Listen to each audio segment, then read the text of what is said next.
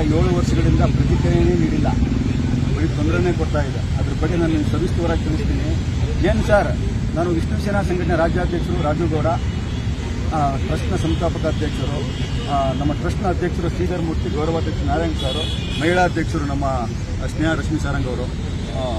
ಇವತ್ತು ಏನು ಅಭಿಮಾನ್ ಸ್ಟುಡಿಯೋದಲ್ಲಿರುವ ಡಾಕ್ಟರ್ ವಿಷ್ಣುವರ್ಧನ್ ರವರ ಅಂತ್ಯ ಸಂಸ್ಕಾರ ಜಾಗ, ನಾವು ಪುಣ್ಯಭೂಮಿ ದೇವಸ್ಥಾನ ಅಂತ ಕರಿತೀವಿ, ಆ ಜಾಗದ ಬಗ್ಗೆ ಕಳೆದ 7 ವರ್ಷಗಳಿಂದ ನಿರಂತರ ಹೋರಾಟ ಮಾಡ್ಕೊಂಡು ಬಂದಿದ್ದೀನಿ. 5 ಜನ ಮುಖ್ಯಮಂತ್ರಿಗಳಿಗೆ, 6 ಜನ ಜಿಲ್ಲಾಧಿಕಾರಿಗಳಿಗೆ, ವಿಷ್ಣುವರ್ಧನ ಪ್ರತಿಷ್ಠಾನ ಕಚೇರಿಗೆ, ಕಂದಾಯ ಇಲಾಖೆಗೆ ಹಾಗೂ ಎಲ್ಲ ಇದರಲ್ಲೂ ನಾವು ಸ್ವಲ್ಪ ಹೋರಾಟ ಮಾಡ್ಕೊಂಡು ಮನವಿ ಕೊಟ್ಕೊಂಡು ಬಂದಿದ್ದೀವಿ. ಇವತ್ತು ಏನಾಗಿದೆ ಪ್ರಾಬ್ಲಮ್ ಅಂತಂದರೆ, ಅಭಿಮಾನ್ ಸ್ಟುಡಿಯೋ ಮಾಲೀಕರು ಡಿಸೆಂಬರ್ 19, 2017ರಲ್ಲಿ ಬರ್ಕೊಟ್ರು.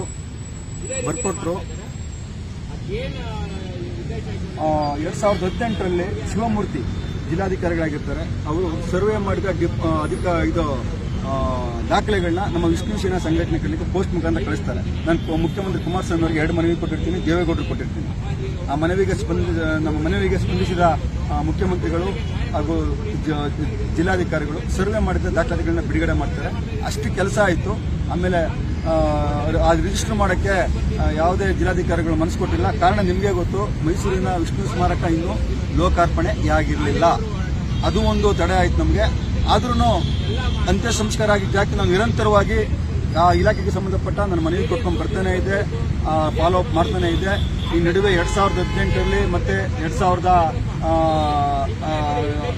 ಹೋರಾಟ ಮಾಡಿದ್ದೀವಿ, 2019ರಲ್ಲಿ ಹೋರಾಟ ಮಾಡ್ಕೊಂಡು ಬಂದಿದ್ದೀವಿ. ಇದ್ರ ಬಗ್ಗೆ ಒಬ್ಬ ಪುಣ್ಯಭೂಮಿ ಸ್ಮಾರಕದ ಬಗ್ಗೆ ಏನೇ ಹೋರಾಟ ಮಾಡ್ಕೊಂಡು ಬಂದ್ರೂ ಈ ಸರ್ಕಾರಗಳು ಏನು ಇವತ್ತು ಹೈಕೋರ್ಟಲ್ಲಿ ಏನು ಕೇಸ್ ನಡೀತಾ ಇತ್ತು, ಅಭಿಮಾನ್ ಸ್ಟುಡಿಯೋ ಮಾಲೀಕರ ಕೇಸು ಏನು ನಡೀತಾ ಇತ್ತು 2015ರಲ್ಲಿ, ಇದೇ ವಿ ಶಂಕರ್ರು ನಮಗೇನು 10 ಕುಂಟೆ ಮಾಡಿಕೊಟ್ರು. ವಿ ಶಂಕರ್ರು 2015ರಲ್ಲಿ ಅಭಿಮಾನ್ ಸ್ಟುಡಿಯೋ ಮಾಲೀಕರ ಮೇಲೆ ಕೇಸ್ ಹಾಕ್ತಾರೆ.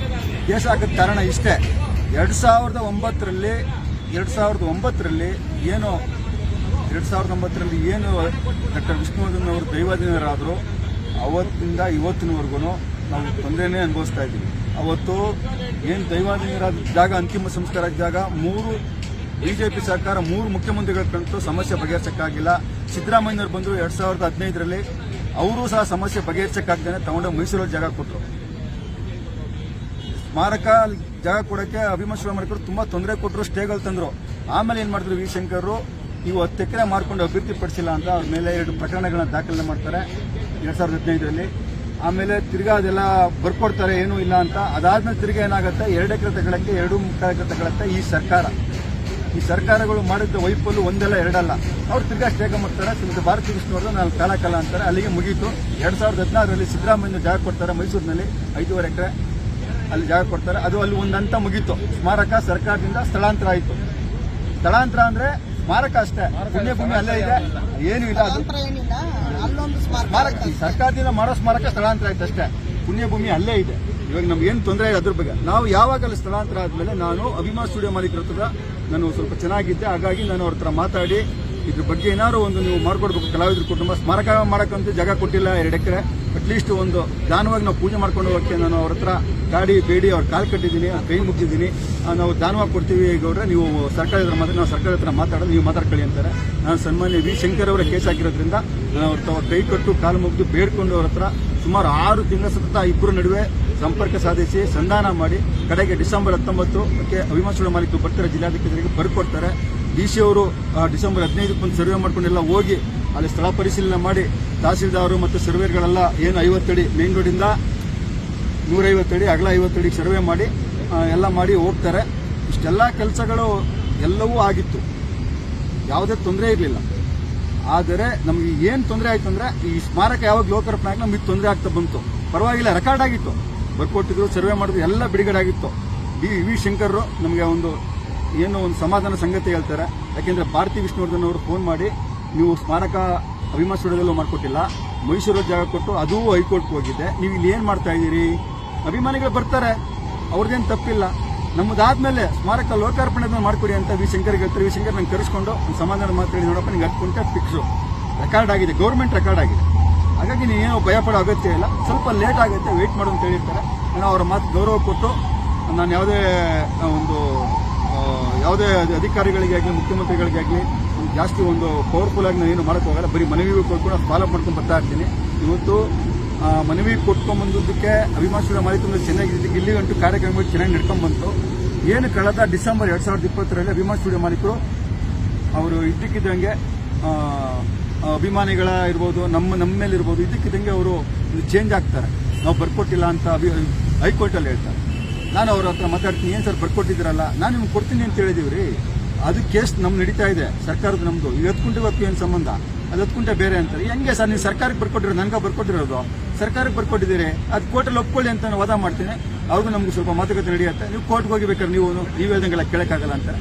ನಾನು ಕೋರ್ಟ್ಗೆ ಜನವರಿ 13, 2023ಕ್ಕೆ ಹೈಕೋರ್ಟ್ಗೆ 10 ಗುಂಟೆ ದಾಖಲೆಗಳನ್ನ ಎತ್ಕೊಂಡು ನಾನು ಇಂಪ್ಲೀಡ್ ಆಗ್ತೀನಿ VSS ಸಂಘಟನೆ ಮತ್ತು VSS ಟ್ರಸ್ಟ್ ವತಿಯಿಂದ. ಕಡೆಗೆ ಅದು ಒಂದು 6 ತಿಂಗಳು ಹೈಕೋರ್ಟ್ನಲ್ಲಿ ಏನೋ ಒಂದು ಹಿಯರಿಂಗ್ ಎಲ್ಲ ನಡೀತಾ ಇರ್ತದೆ. ಅಂತಿಮವಾಗಿ ಆಗಸ್ಟ್ 21, 2023ರಂದು ಹೈಕೋರ್ಟ್ ಅಂತಿಮ ತೀರ್ಪು ಕೊಡುತ್ತೆ. ಏನು ತೀರ್ಪು ಕೊಡುತ್ತೆ, ಇದು ಏನು ಸರ್ಕಾರ ಏನು ಕೊಡಬೇಕಾಗಿದ್ದು ಜಾಗ ಕಲಾವಿದನಿಗೆ ನಾವು 5 ಜಾಗ ಕೊಟ್ಟು ಸ್ಮಾರಕ ಲೋಕಾರ್ಪಣೆ ಆಗಿದೆ. ಸರ್ಕಾರ 2 ಕಡೆ ಜಾಗ ಕೊಡಕ್ಕೆ ಬರಲ್ಲ. ಹಾಗಾಗಿ ಏನು ಅಭಿಮಾನ ಸ್ಟುಡಿಯೋ ಜಾಗನ ನಾವು ತಗೊಂಡಿದ್ವಿ, ಆ ಸರ್ಕಾರ ಅವರಿಗೆ ವಾಪಸ್ ಮಾಡ್ತಾ ಇದೆ ಅಂತ ಏನು ಸರ್ಕಾರಿ ವಕೀಲರು ಜಡ್ಜಿಗೆ ತಿಳಿಸ್ತಾರೆ, ಉಚ್ಚ ನ್ಯಾಯಾಲಯದ ನ್ಯಾಯಾಧೀಶರು.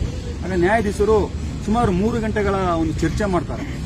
ಚರ್ಚೆ ಮಾಡಿದಾಗ ಅಂತಿಮ ತೀರ್ಪು ಕೊಡ್ತಾರೆ ಅವರು. ನೋಡಿ, ಈ ಕೇಸ್ನ ನಾವು ಕ್ಲೋಸ್ ಮಾಡ್ತಾ ಇದ್ದೀವಿ, ಸರ್ಕಾರ ಅಲ್ಲಿ ಮಾಡಿದೆ, ಈಗ ನಾವು ಕೊಡ್ತಾ ಇದ್ದೀವಿ ಅಂದಾಗ ನಮ್ಮ VSS ಅಭಿಮಾನ ಡಾಕ್ಟರ್ ಟ್ರಸ್ಟ್ ರಮೇಶ್ ಚಂದ್ರ ಅಂದ್ಬಿಟ್ಟು ಹಿರಿಯ ಹೈಕೋರ್ಟ್ ವಕೀಲರು ಅವರು ವಾದ ಮಾಡ್ತಾರೆ.